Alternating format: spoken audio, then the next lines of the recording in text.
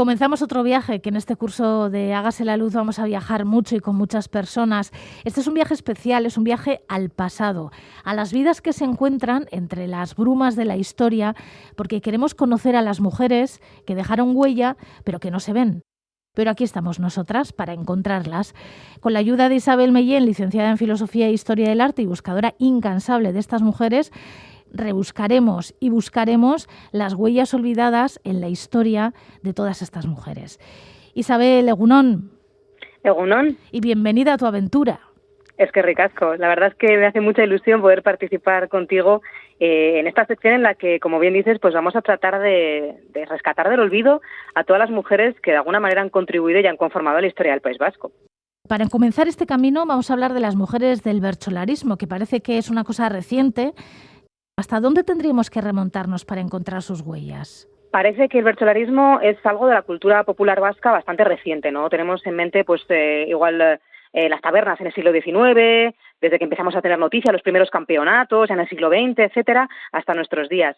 Pero, sin embargo, los orígenes del bercholarismo unen sus raíces de forma muy profunda en la cultura vasca varios siglos atrás, ¿no? Y para encontrar a las primeras bercholaris, y digo las en femenino, tendríamos que irnos hasta la lejana Edad Media, que, bueno, nos puede llamar mucho la atención, ¿no? Sobre todo que el bercholarismo tenga sus orígenes conocidos en las mujeres. Pero son algunas las evidencias que tenemos de todo ello. Se han conservado algunos versos y la verdad es que nos hablan de unas costumbres que tenían las mujeres de aquella época que son muy llamativas y que en el fondo pues nos las sitúan como las inventoras de esta tradición vasca. ¿Y cómo y por qué desaparecen tan pronto? Pues estas mujeres, que bueno, las que conocemos sobre todo pues son damas de la nobleza, que cantaban los berchos en unas estaciones muy determinadas, en los funerales, etcétera, sí que van desapareciendo poco a poco hacia finales de la Edad Media. A finales de la Edad Media nos encontramos con un proceso que es bastante duro, pero que se puede ver bastante bien en la documentación, y es el tema de la legislación. Poco a poco se empieza a legislar durante toda la Edad Media, pero especialmente a finales, ya casi entrando en la Edad Moderna, en contra de las mujeres. Y si nos vamos encontrando pues en los fueros de las diferentes villas las normativas que hacen los concejos del momento, que son cada vez más los espacios de poder que le van recortando a estas mujeres. Y entre ellos nos encontramos también ese silenciamiento. Los hombres de la época tratan de algún modo de que estas mujeres dejen de alzar su voz en público, porque estos versos que ellas cantaban lo hacían de manera pública, ¿no? En las plazas, en las iglesias, en lugares donde tenían un auditorio que estaba dispuesto a escucharlas. Esto no debía gustar mucho en el momento y sí que es verdad que vamos percibiendo cómo progresivamente se van instalando esta serie de normativas, de leyes, que por supuesto las mujeres de la época en un principio incumplirían y las tuvieron que repetir en varias ocasiones, pero que finalmente pues consiguieron de alguna manera callarlas. ¿Y sería mucho decir que el siglo XVI fue el siglo de las mujeres improvisadoras? Realmente no, esa frase la dice Esteban de Garibay. Esteban de Garibay es un cronista que precisamente nos habla y nos da la noticia de estas damas de la nobleza que se dedicaban a crear versos, sobre todo en el contexto de los sepelios, de los funerales, y él hablaba de eso, de cómo el siglo XIV, el siglo XV, había sido el siglo de las mujeres improvisadoras, de las mujeres que a través de la poesía, del canto, se dedicaban pues a expresar sus emociones, a expresar sus vivencias, su dolor ante la pérdida de los seres queridos. Y bueno, fue él el que bautizó a ese siglo, ¿no?, de esta manera.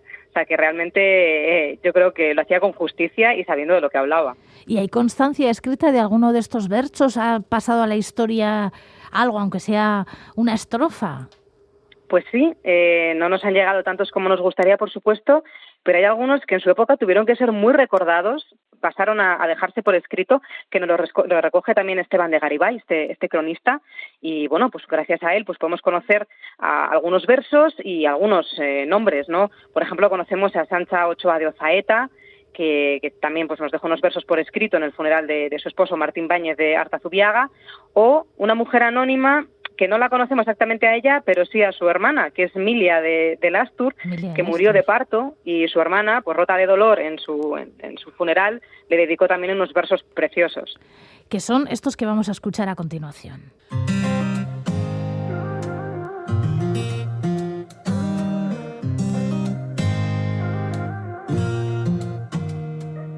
Zer ete da andra erdia enzauria Zagarrerrea eta arda ogorria Alabaiak kontrario da milia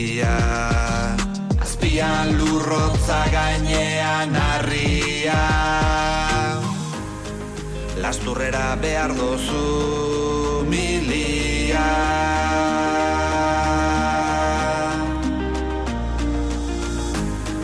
Ara behar dozu milia. Bueno, Milia ya contaba una persona desconocida, bueno, la hermana concretamente, esta historia. ¿Qué cuentan estos versos, Isabel? Pues estos versos, en teoría, la hermana de Emilia, de Lastur, se los recitó en el momento del funeral de manera pública, y en ellos pues nos habla de la causa de la muerte de Emilia, que murió de parto, como tantas mujeres de la época, que realmente era un momento muy difícil en la vida de estas mujeres, en las que literalmente se estaban jugando la vida, ¿no?, en ese preciso instante. No tuvo suerte y pues Emilia falleció. Y además le cuenta a su hermana, le da noticias, ¿no?, de su Lastur natal, le dice que, bueno, no sé si de forma metafórica o real, que una piedra ha caído sobre la torre que tienen en Lastur y la ha partido por la mitad. Le cuenta que su madre se encuentra haciendo pues algo que era típico de las mujeres nobles de aquel momento, ¿no?, cuidar de las tumbas de los difuntos, de los ancestros, ¿no?, de las tumbas de los familiares, etcétera, que su padre está con el ganado. Y luego quizá lo que más nos sorprende en nuestros días es que le informa de que su marido, con el cadáver aún caliente, ya ha encontrado una sustituta. Vaya. Que se ha ido con otra mujer. Sí, efectivamente. Bueno, esto tenemos que decir que es una versión de Imanol Epelde, una versión moderna, pero que durante siglos se han cantado estos versos y han pasado, gracias a eso, de personas a personas hasta llegar a nuestros días, ¿no? Eso es. Al final el versolarismo es una tradición oral que, bueno, cuando una canción, unos versos son exitosos, se van replicando, se van repitiendo, quedan un poco en la memoria colectiva hasta que alguien decide ponerlos por escrito, ¿no? Entonces, pues tenemos la suerte de que esos versos que la hermana de Emilia pues recitó en público fueron recordados, pasaron eso de persona a persona hasta que ya Esteban de Garibay los fija por escrito y llegan hasta nuestros días. Entonces, bueno, es una gozada que tengamos ese pequeño retazo de pensamiento de las mujeres de aquel momento, ¿no?, en el que ellas mismas nos están contando con su voz qué es lo que sentían, qué es lo que estaba pasando y qué era importante para ellas. Lastur con Milia, esos son los versos maravillosos. Antes has mencionado otra mujer, Sancha Ochoa de Ozaeta. ¿Esta mujer quién era? Pues Sancha Ochoa de Ozaeta también es una dama noble. En este caso, ella nos da unos versos, se han conservado unos versos suyos que recitan el funeral de su esposo Martín Báñez de Artazubiaga, que, bueno, este fue asesinado por una familia rival durante las guerras de banderizos, que sabemos que era algo relativamente frecuente en ese contexto en el País Vasco, y en este caso ella, más que expresar el dolor por la pérdida de su marido, lo que expresa es su rabia, ¿no?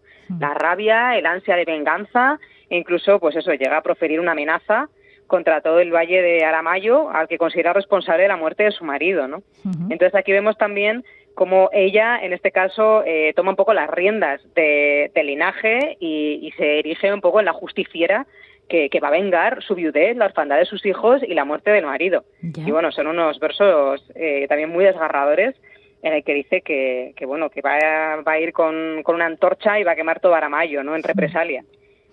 Oye, ¿y es verdad que en Lekeitio en la Edad Media se prohibió que las mujeres participaran en cortejos fúnebres? Claro, estos versos que estamos comentando ya hemos dicho que se desarrollan sobre todo en ese contexto, ¿no?, en el contexto de la muerte. Realmente las mujeres medievales, especialmente las damas, tenían muchísimo protagonismo en los sepelios, ¿no?, en los funerales. Era como el momento en el que ellas, o sea, da igual quién fuera la persona difunta, ellas eran las que tomaban el control, las que guiaban toda la procesión de difuntos, las que hacían una especie de performance muy elaborada, ¿no?, en la que se convertían en protagonistas. Ellas pues se quitaban la toca, se tiraban de los cabellos, se arañaban la cara, se tiraban sobre el sepulcro, ¿no? Era todo como muy, muy espectacular. Y esto, obviamente, pues este acto de convertirse en plañideras no era solamente por el dolor de la persona muerta, sino que eso la situaba en el foco de atención, en el centro de todo, y ellas, pues de alguna manera, mostraban su poder y su importancia social y la de su linaje en este tipo de eventos, ¿no? Entonces, era un momento en el que las mujeres, como digo, tenían mucho protagonismo y finalmente pues terminaban ese funeral cantando estas endechas en público y alzando su voz y diciendo realmente lo que pensaban, ¿no? Desde, pues mira, tu marido, fíjate lo que ha hecho contigo y lo voy a decir públicamente para que todo el mundo se entere, como la hermana de Emilia, o como Sancha Ochoa de Ozaeta, en la que ella pues se llega a imponer y a proclamar esa venganza, ¿no?, que quiere ejercer. Entonces, Claro, el hecho de que se limitase y se fuera prohibiendo poco a poco en Lekeitio que las mujeres participasen en estos cortejos fúnebres implicaba que lo que querían realmente era que dejaran de tener esa presencia social, que dejasen de alzar su voz, de decir lo que pensaban en público y que dejasen de ser las protagonistas, ¿no? De alguna manera procuraban poco a poco que fueran cada vez más calladas, más discretas, que tuvieran una moralidad pues más apocada, ¿no? La que las llevase a no participar tanto en la vida pública. Entonces tenemos que entender este tipo de prohibiciones en ese sentido, en el sentido de querer acallar a las mujeres. Ya. Bueno, diciendo lo que pensaba, decías, hay unos berchos de 1993 de Estitxu Arozena, que es una bercholari, en el Victoria Eugenia de Donostia. He intentado conseguirlos, pero no los he encontrado. Y ella se quejaba en esos berchos del trato que recibían las mujeres que querían cantar berchos. Estoy hablando del 93. Afortunadamente, bueno, pues los tiempos han cambiado un poco al menos. Y claro, en ello sí que nos cuenta que la triste realidad de las mujeres bercholaris desde la Edad Media, ¿no? Una vez que se empieza a callar esas voces, estuvieron en silencio durante muchísimo tiempo, al menos de forma pública. Pero es verdad que en la vida privada las mujeres siguieron haciendo estos berchos en sus casas, en los lavaderos, cuando les dejaban, ¿no? En las tabernas y campeonatos también del siglo XIX-XX, hay algún nombre de algunas mujeres que alzaron su voz, aunque siempre, ya nos imaginamos, ¿no? En condiciones de inferioridad, o reciben incluso la burla de sus compañeros bercholaris. Sin embargo, los varones bercholaris reconocen durante todo el siglo XX que ellos habían aprendido este arte de sus madres y de sus abuelas, que lo escuchaban en casa. Ellas eran las depositarias de esa memoria, de esos versos que se iban repitiendo de generación en generación. Ellas los aprendían, los conocían, los cantaban entre los fogones y al final de alguna manera los transmitían a esos bercholaris masculinos que luego pues se hacían famosos en las plazas mientras ellas tenían que quedarse en casa, ¿no? Entonces, Estitxu Arozena sí que se queja en este campeonato, ¿no? En el que participó en el año 93, de que muchas veces tienen que afrontar las mujeres las burlas cuando se colocan frente al micrófono, ¿no?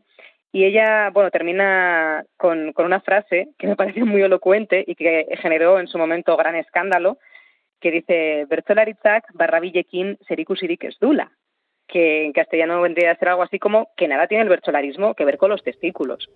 Es decir, aquello impactó mucho al auditorio, no escuchar a una mujer decir testículos en el año 93, pero realmente pues ella lo que quería expresar era que, bueno, que más allá de los genitales con lo que hayamos nacido, realmente el bercholarismo va a otra cosa, ¿no? Sí. Va realmente de agilidad mental, de saber rimar, de manejar el lenguaje, las palabras, y que hay que ignorar de algún modo esas cosas que supuestamente nos diferencian para centrarnos en lo que realmente importa, que es el arte de los berchos.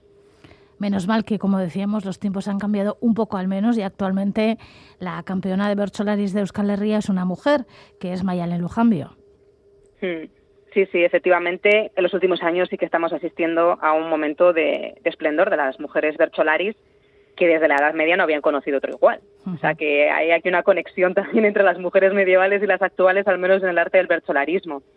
Y además, pues estas mujeres bercholaris sí que han variado un poquito los temas. Pero lo mismo que sucede en todos los ámbitos de la vida pública, al introducirse las mujeres, pues van cambiando también un poco la mentalidad, los temas que se tratan, el discurso.